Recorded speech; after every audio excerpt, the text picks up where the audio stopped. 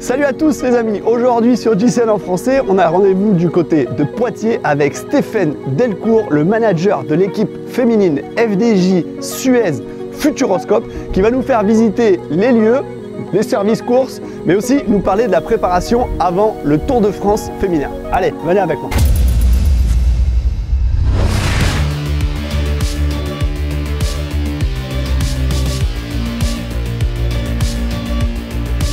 Salut Stéphane, merci de nous accueillir dans ton service course, showroom, atelier mécanique, pôle performance. Tu vas nous en dire un peu plus peut-être?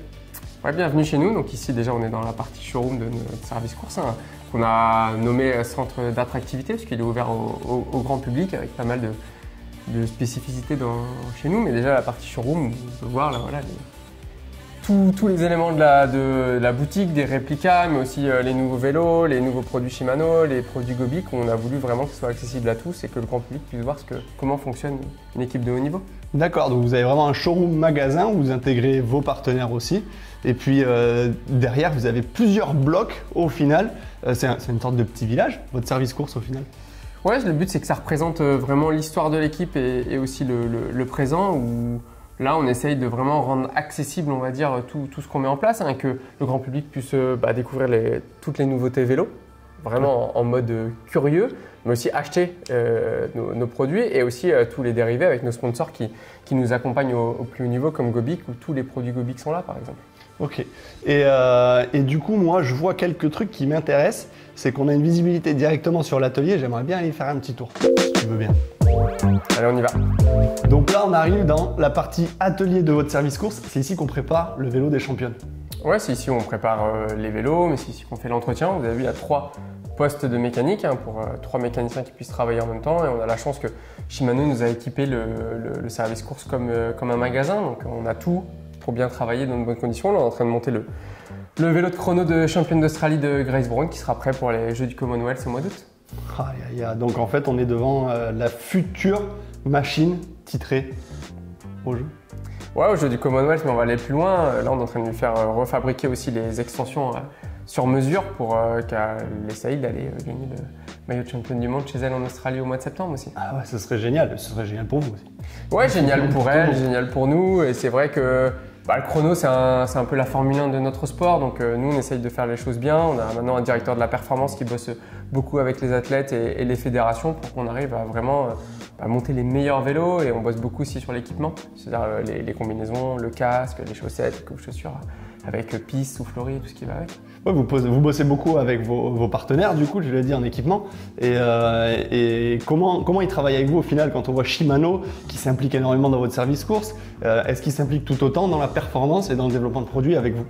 Oui, on leur demande. Alors, on a la chance que Shimano est un poids lourd, on va dire, du vélo. Donc, chaque produit qui est sorti, il est quasi prêt et performant. Donc, on essaye de leur donner nos retours et par exemple sur les roues, les choses comme ça, on arrive à faire améliorer des choses, mais on bosse, on va dire, au quotidien avec l'envie de toujours bien faire avec eux. Ok. Bon. Et Shimano, c'est le plus dur à faire bouger. Ouais, au final, Shimano est déjà élaboré. Clairement, on n'a rien à leur apprendre. Ils font déjà tout super bien. Mais il y en a un autre à qui on n'a rien à apprendre. Il me semble que c'est Zwift. Et là aussi, je crois que vous avez une salle qui est dédiée à Zwift. Regardez, on y va, c'est juste là-bas. Allez, oui. Alors là, Stéphane, le pôle performance prend tout son sens parce qu'on est dans une salle qui est dédiée à Zwift au final. Vous êtes les seuls à posséder cette salle, peut-être en France. Enfin, moi, j'en ai jamais vu ailleurs. Est-ce que tu peux nous en parler? Comment vous vous en servez de cette salle? Je pense qu'on est les seuls. Alors, à ma connaissance, on s'en sert on va dire en plusieurs volets. Quand les filles sont en stage administratif l'hiver ou qu'elles viennent faire les bike fittings, on a aussi un poste de bike fitting avec Shimano ici. On remet on va dire tout en corrélation sur Zwift. Quand elles sont ici, que la météo est incertaine, à fond du Zwift, nos salariés, nos mécaniciens, les filles de l'administratif aussi font du Zwift entre midi et 2. Donc voilà. Et après, on organise des événements Zwift le soir avec les entreprises où là, on est vraiment sur du team spirit entreprise où c'est pour ça qu'on a des pédales classiques où ils font plus des défis en fait entre collègues. D'accord, on voit que Zwift a pris une part vraiment essentielle au sport et à la performance au final aujourd'hui. Donc tu le dis, vous le faites avec des partenaires, vous faites travailler les filles aussi dessus, mais quelle place a pris Zwift dans dans le cyclisme aujourd'hui sur route, le cyclisme traditionnel, j'ai envie de dire? Un complément à l'entraînement, on a toujours fait beaucoup d'home trainers parce que voilà, quand les conditions météo sont pas bonnes, on peut vraiment travailler de façon quali. C'est-à-dire le Zwift a donné du côté ludique à l'entraînement sur home trainer et le côté aussi partage parce que tu peux rouler avec des personnes du monde entier. On a fait nous pendant le confinement des team meetings sur Zwift, staff compris, où on roulait tous ensemble pour garder de la cohésion. C'est cool. On a ce côté-là où Zwift nous a un peu réinventé l'home trainer et l'a rendu ludique et maintenant on s'en sert aussi comme en base d'entraînement parce qu'on peut faire facilement des efforts et ça passe plus vite clairement aussi sur Zwift. Ah, mais en fait, c'est pas le cyclisme féminin qui serait plus moderne que le cyclisme masculin. J'ai l'impression que vous êtes beaucoup plus avancé, vous avez plus envie de voir des nouveautés que dans le cyclisme masculin où on est très arrêté, où c'est très à l'ancienne au final. Après, nous, pas critiquer. Voilà, Mais non, bon. j'ai pas envie de critiquer ni comparer. On écrit notre propre histoire et c'est vrai qu'on a envie de faire les choses vraiment bien. Et Zwift est une marque qui a les valeurs de mixité importantes. Donc on a répondu vraiment tout de suite présent à leur appel. Et le cyclisme féminin, oui, il a envie d'écrire sa propre histoire et pour ça, aller dans des axes différents du cyclisme masculin. Et on est des structures qui sont à taille humaine, donc on peut faire bouger les choses. Et notre histoire, elle est moins figée. Donc aujourd'hui, c'est vrai que c'est un plaisir pour nous de travailler dans le cyclisme féminin parce qu'on peut vraiment se faire plaisir. Tu l'as dit, du coup, tu viens de parler d'histoire et on va aller en parler un peu plus précisément dans la salle des maillots. Si Allez, tu veux bien. on y va. Donc Stéphane, tu nous as emmenés ici dans la salle de réunion et on voit derrière nous tous les maillots historiques de l'équipe. C'est une équipe qui existe depuis longtemps, on en a parlé en off tout à l'heure. Donc depuis quoi, 2006 tu me disais, Ouais, c'est ça 2006 le premier maillot et les 17 années de l'équipe, ça a été 9 ans de Vienne Futuroscope, 2 ans de Poitou-Charentes Futuroscope, 2017 l'arrivée d'FDJ, FDJ Nouvelle-Aquitaine Futuroscope jusqu'au 15 juillet et maintenant FDJ Suez Futuroscope depuis le 15 juillet, une nouvelle étape dans la construction de l'équipe. Ouais, donc c'est pas une équipe toute jeune au final, on la voit dans la lumière depuis que vous êtes en professionnel, mais au final c'est une équipe historique. Oui, une équipe historique, mais c'est un peu composé comme un club à l'origine, avec Vienne Futuroscope où le but était de regrouper les meilleures françaises et de les faire courir à l'international, mais on ne parlait pas de contrat de travail. On parlait vraiment de passion, de défraiement, juste les emmener sur les courses, avoir les mêmes couleurs, un directeur sportif, un mécano, un assistant. C'était très light. Voilà, une DN si on compare avec une structure homme.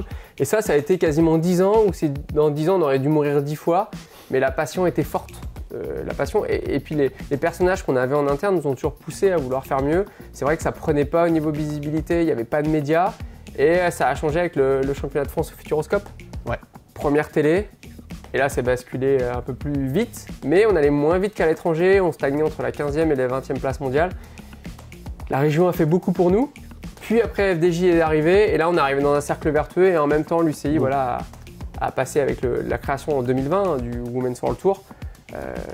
Contrat de travail obligatoire, minimum salaire, congé maternité, plan de retraite, des choses qui paraissent basiques aujourd'hui et normales. Oui, mais il faut y c'est penser. 2020. Voilà, c'est tout récent. Ouais. Il faut y penser et aujourd'hui, il y a eu un gros boom, clairement. Ça va vite, ça va très vite. Vous avez eu de nombreux titres, des belles victoires en pro. Jusqu'où ça va aller? Ça s'arrêtera jamais et c'est le but. Non, j'espère qu'il faut pas on peut pas se mettre de limites. Aujourd'hui, on atteint les sommets, mais le plus dur, ça sera de rester au plus haut niveau. On l'a vu cette année, on a gagné la Flèche Wallonne, on a gagné l'Amstel Gold Race, c'est plus de 10 victoires depuis le début de saison. Mais on va dire, quand on a goûté à ça, on en veut toujours plus. Et c'est vrai que le prochain Tour de France, on l'a vu ce qu'on a fait au Giro, on a envie de briller dans les prochains Tours de France et s'installer comme une des meilleures équipes mondiales dans le cyclisme féminin sur les 10 prochaines années.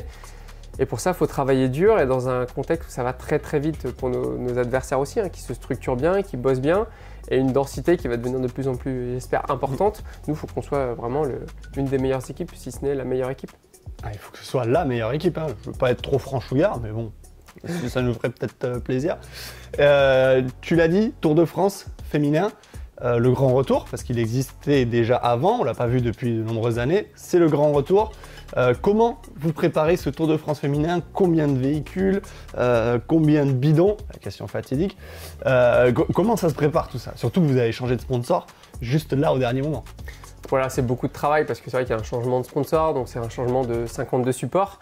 C'est plus de 2000 vêtements qui ont été, on va dire, commandés et fabriqués pour le 15 juillet.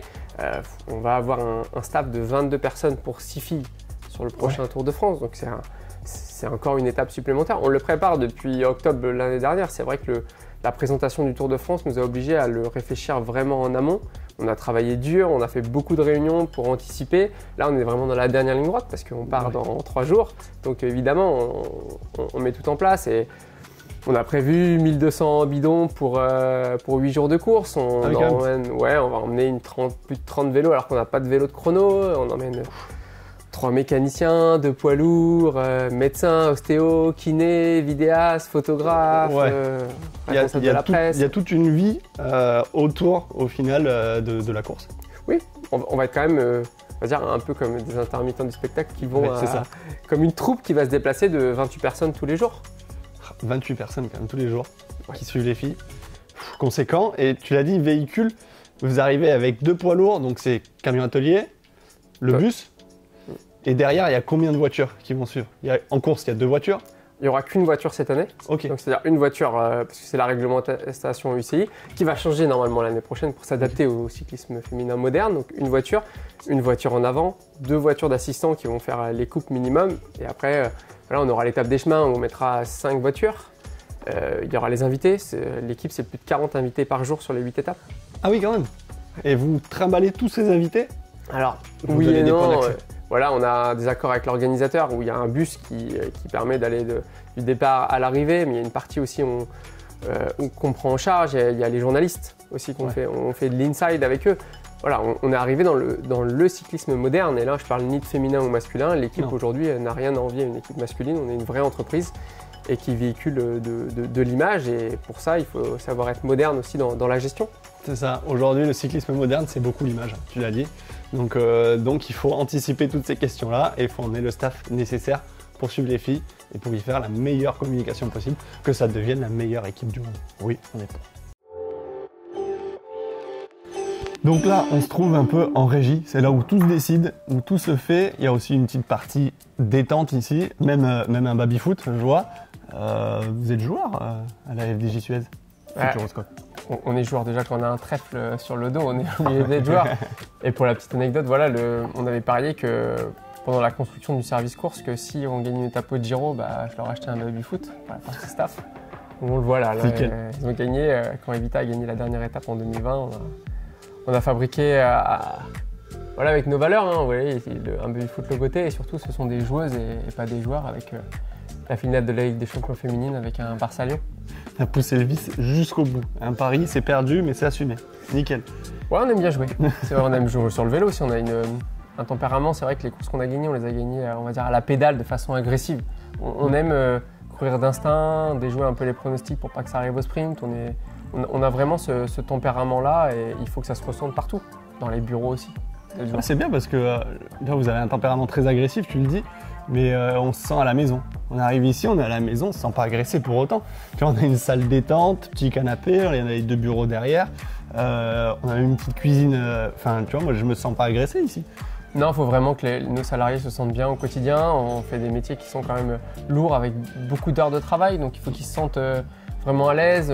Évidemment, on diffuse toutes les courses et maintenant c'est vrai que sur l'année 2022, toutes les courses sont télévisées et je remercie JCN pour ça parce que ça permet à nos partenaires, du club des partenaires de venir, à nos salariés de regarder la course parce que imaginez Eléa Elise qui gère toute la logistique des déplacements, si elle ne voit pas au quotidien ce qu'est vraiment notre métier aussi sur le vélo, il n'y a pas de charme à notre métier. Voilà. Et donc voilà, quand on gagne ici et on crie fort dans cette salle.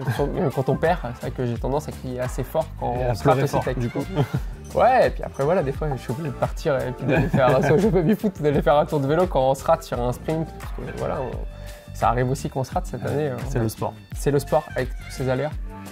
Bon, en tout cas, Stéphane, merci beaucoup de nous avoir accueillis dans ton service course, dans votre service course, dans votre maison. Je pense qu'on en a appris déjà beaucoup plus sur le cyclisme féminin et surtout sur l'équipe FDJ Suez Futuroscope. Je te souhaite et je vous souhaite un excellent Tour de France. Nous, avec Yo-Yo, on va repartir sur les routes parce qu'on a un paquet de choses à faire. Comme vous avez un paquet de choses à gérer avant de partir au Tour. Merci beaucoup encore une fois. Et puis on vous souhaite que du bonheur, que du plaisir et plein de victoires. Merci, puis à bientôt. À très vite.